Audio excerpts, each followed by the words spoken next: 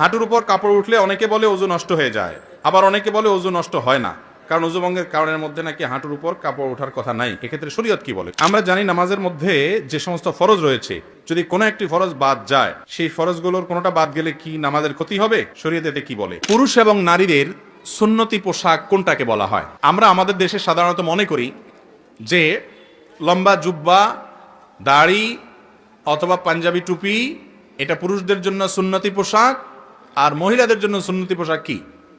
Three piece, ওড়না, এরকম এগুলাকে আমরা সুন্নতি পোশাক মনে করি। মূলত পোশাকের ক্ষেত্রে কোরআন এবং হাদিসের মৌলিক নির্দেশনা আছে, সেই নির্দেশনাগুলো মানাই হলো আমাদের কর্তব্য। যেমন পুরুষের জন্য কোরআন এবং হাদিস পোশাকের ক্ষেত্রে যে নীতিমালা দিয়েছে তার প্রথম হলো, পুরুষ নারীর সাথে মিল হয়, নারীর পোশাকের সাথে খাপ খায়, সাদৃশ্য হয়, দেখতে একই রকম লাগে, সেই স্টাইল বেশভূষা ধারণ করবে না। একই কথা নারীর ক্ষেত্রেও প্রযোজ্য, নারী পোশাক পরার ক্ষেত্রে পুরুষের মতো পোশাক পরবে না। আজকাল আছেন